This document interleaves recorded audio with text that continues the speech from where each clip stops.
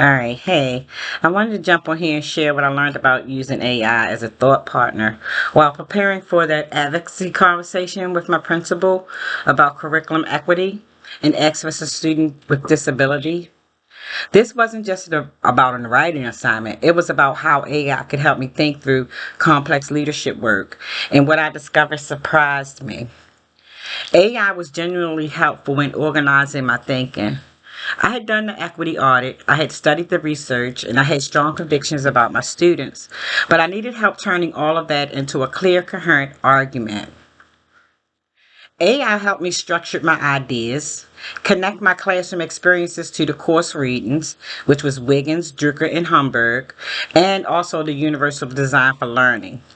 It also helped me to anticipate the kinds of questions my principal, Miss Pappas, might ask me, and that was valuable. But here's what happened. Some of the early responses sounded like they could apply to any teacher having any leadership conversation. And they were polished, they were professional, and they were generic. I read one response and thought, that doesn't sound like me, and this doesn't sound like my students, and it doesn't sound like my school either. So I had to go back and add the specifics. I added details about my students who could explain complex ideas and discussions, but couldn't show that same thinking through a traditional written essay. And I also added context about Miss Pappas and her data driven collaborative leadership style. I added my own experiences as a special educator because I see things every day that happen even when barriers prevent students from demonstrating what they know. So after I did all of that, that taught me something important about what AI can and can't understand.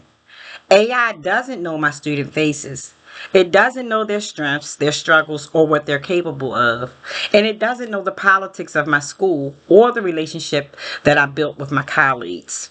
It doesn't know what it feels like to watch a student who understands everything but can't write an essay. AI can help organize ideas and improve writing, but it can't replace lived experiences or professional judgments or the personal voice that makes work authentic.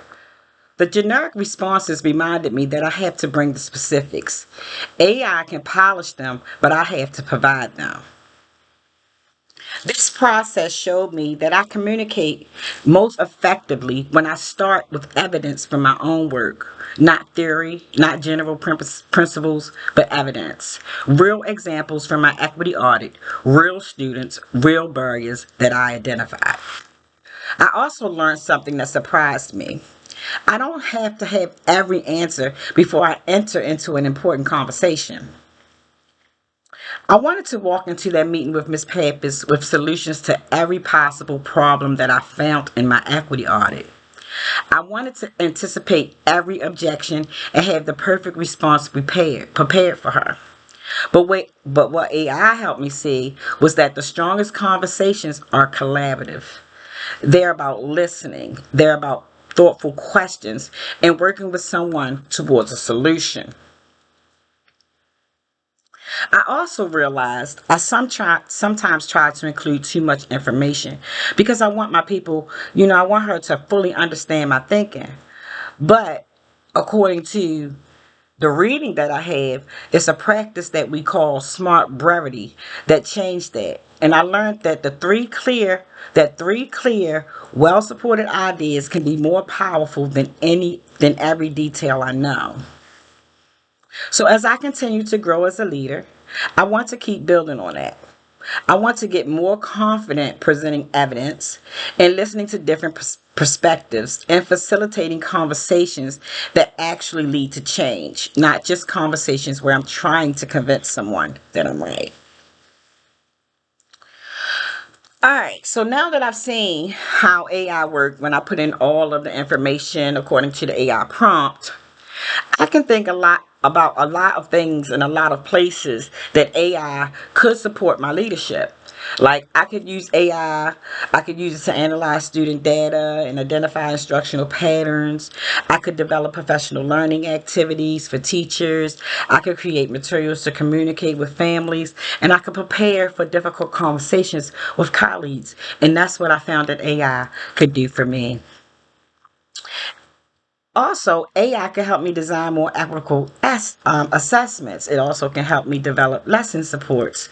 It can brainstorm solutions to challenges before I even meet with my team.